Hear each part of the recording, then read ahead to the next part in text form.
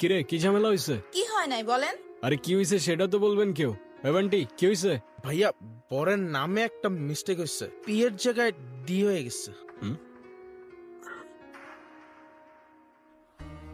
এই তোর বড় ঝামেলা? হ্যাঁ এদিকে আউট অফ কন্ট্রোল সিচুয়েশন। এতটুকু প্রবলেম সলভ করতে পারোস না, আবার তুই ইভেন্ট ম্যানেজার হবি। আমি তোরে কতবার বলছিলাম আমার পার্সোনাল প্রবলেম আছে, আমি এই ইভেন্টে আসতে পারবো না। হ্যাঁ তাও আমার কেন আসতে হইলো, তাও আবার এই সিলি ম্যাটারে? হ্যাঁ সরি, অনেক স্ট্রেসের মধ্যে ছিলাম তো, তাই ঝামেলা হয়ে গেছে। আচ্ছা ঠিক আছে। ভাইয়া আমাদের কয়টা ছবি তুলে দেন তো। ক্যামেরা। এটা একটা ছবি হলো, এর থেকে তো আমার আইফোনের ছবি ভালো আসে। ভালো আসে নাই। বান্টি ক্যামেরাটা দে, পিছিয়ে যান একটু, স্মাইল। ওয়াও ভাইয়া আপনি তো অনেক সুন্দর ছবি তোলেন। আপনার ফোনে যদি এই ক্যামেরা থেকে বেটার ফটোস ক্যাপচার করা যেত তাহলে এই ইভেন্টে এই ক্যামেরা না আপনার ফোন ইউজ করা হইতো। I hope you get it. Okay ছবিগুলো দিয়ে দিস, আমি যাচ্ছি। হ্যাঁ না মানে আমি বুঝলাম না, তোমার কি কোনো সেলফ রেসপেক্ট নেই? তুমি আমার ভাইয়ের গায়ে হলুদ দেশে ইভেন্ট ম্যানেজমেন্টের কাজ করতেছো, আবার আমার রিলেটিভসদের ছবি তুলে দিতেছো, আর এদিকে বাবাকে বলে রাখছি তার সাথে তোমাকে দেখা করাই দিই। এখন সেই যদি এই অবস্থায় তোমাকে দেখে কি হবে একবার ভাবছো? কি হবে? আবার জিজ্ঞাসা করতেছো কি হবে? Are you serious? এখন আমার দোষটা কোথায় আমাকে বলবা? হ্যাঁ এখানে একটা সিলি ঝামেলা হয়েছিল, উইচ আই ডিডন্ট নো। আমার কিছু করার ছিল না, বান্টি আমাকে বারবার কল দিয়ে জ্বালায় মারতেছিল। ইভেন আমি ওকে বলেও রাখছিলাম যেন আমাকে কল না করে, আমার যেন এখানে আসতে না হয়। বাট টিমটা তো আমার, কোনো প্রবলেম হইলে আমাকেই তো দেখতে হবে, রাইট? রায়ন অনেক হয়েছে তুমি আর তোমার এই ফালতু টিম। মানুষের বয়ফ্রেন্ড ডাক্তার হয়, ইঞ্জিনিয়ার হয়, আর তুমি হইছো একটা event manager.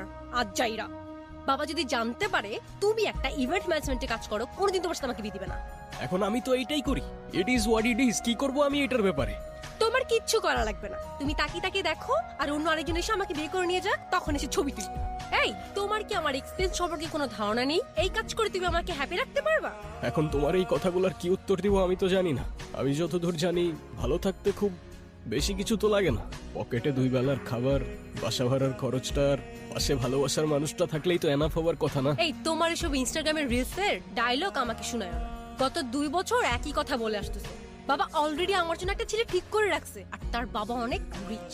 As soon as possible তুমি যদি ভালো একটা জব আর বিজনেস না করতে পারো, আমার কোনো কিছু করা থাকবে না। বাবার পছন্দ করা ছেলেকে আমি বিয়ে করে ফেলবো। আরে আমাকে একটু টাইম তো দাও না, মাত্রই তো বিজনেসটা স্টার্ট করলাম, একটু ওয়েট করো। এরপর যদি ভালো কোনো রেজাল্ট না আসে, দরকার হয় আমি প্রফেশন সুইচ করে ফেলবো, আই প্রমিস। বিজনেস? এটা কোনো বিজনেস হইলো? কয় টাকা আসে এটা থেকে বলবা? এই তুই এখানে কি করছিস? কত কাজ পড়ে আছে ওখানে। এই তো মা আসছি, তুমি যাও। আন্টি আসসালামু আলাইকুম। ওয়ালাইকুম সালাম। মায়ের সাথে যোগাযোগ করছস? না। কাউকে পাঠিয়ে মায়াকে একটু আনার ব্যবস্থা কর না মা, প্লিজ। ওকে দেখতেছি আমি কি করা যায়। আচ্ছা আচ্ছা শুনো, তোমাকে না বলছিলাম এর আগের বার আমার একটা বোন আছে? হ্যাঁ ওই তোমাদের ফ্যামিলি থেকে আলাদা থাকে যে। হ্যাঁ, ওকে কালকে হোস্টেল থেকে নিয়ে এখানে নিয়ে আসবা। এমনিতেও বাসার কেউ ওকে পছন্দ করে না, আমিও করি না, কিন্তু মায়ের ফেভারিট চাইল্ড তো, তাই ওকে বিয়েতে আনতেই হবে। কালকে তো আমার কিছু কাজ ছিল, আর তাছাড়াও তোমার ফ্যামিলির কেউই তো তোমার বোনকে নিয়ে আসলে ভালো হইতো, রাইট? ফ্যামিলির কেউ যাবে না তো? ফ্যামিলির কেউই ওরা দেখতে পারে না। দেখতে পারে না মানে? ঠিক বুঝতে পারলে না তো? ওর ব্যাপারে যত কম বুঝবা ততই তোমার জন্য ভালো।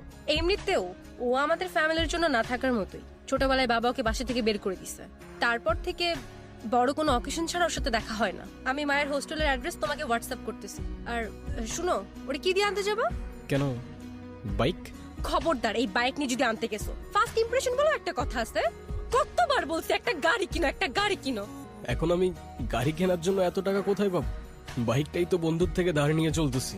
এত কিচ্ছু আমি জানি না, তুমি ওকে গাড়ি দিয়ে আনতে যাবা ব্যাস। আচ্ছা ঠিক আছে, আমি একটা উবার নিয়ে চলে যাব। উবার? তুমি নিজে ড্রাইভ করে যাবা? ও যদি জানতে পারে তুমি উবার নিয়ে গেছো, আমার মান সম্মান থাকবে? এখন উবার ছাড়া আমি গাড়ি কোথায় পাবো? কোথায় বাবা মানে? ম্যানেজ করো। উফ, কেন যে আমি তোমার ভালোবাসতে গেছিলাম? বাবার পছন্দ করা ছেলের বিয়ে করলেই ভালো হইতো। বাবা! হ্যাঁ দোষ, হ্যাঁ কিরে, কি অবস্থা তোর এখন? ওই যে দেখে গেছিলি তেমনই আছি রে ভাই। তুই আমার পুত্র বন্ধু, সে কল দিয়ে খোঁজ নিলি। বাকিরা শুধু দরকার হইলে শুভকে ফোন দেয়। দুনিয়াটাই এমন দোস্ত, সবাই স্বার্থপর। আচ্ছা বাই দ্য ওয়ে, তোর বাইকটা নাকি সেল করে দিছস? হ্যাঁ, বাবাই জোর করে সেল করে দিছে। বাবা বলেছে এখন থেকে তার গাড়ি ইউজ করি। আচ্ছা তোর পাপার আই মিন আঙ্কেলের গাড়ির থেকে মনে পড়লো, গাড়িটা আমার একটু লাগতো বুঝলি, খুব আর্জেন্ট। ও আচ্ছা, এই কাহিনী। গাড়ি লাগবে দেখে এখন আমাকে ফোন দিছস? এখন গাড়ি দেওয়া যাবে না, বাবা রাগ করবে। ও আচ্ছা, আমি স্বার্থপরের মতো কাজ করছি না? আর তুই যে 25,000 টাকা নিয়ে 2 দিন পর দিবি বলে 2 মাস চলে গেছে, যে গার্লফ্রেন্ডের পেছনে টাকাটা ভাঙছস সেই গার্লফ্রেন্ডটাও চলে গেছে। হ্যাঁ, আমি কিছু বলছি? বড় বড় কথা বলতে আসছে। আচ্ছা সরি দোষ, কিছু মনে করিস না। নিস তুই, বাবা তো গ্রামের বাড়ি গেছে, তুই কালকে না হলে পরশু দিন ফেরত দিয়ে দিস। তাইলে কোনো প্রবলেম হবে না দোস্ত। ডান।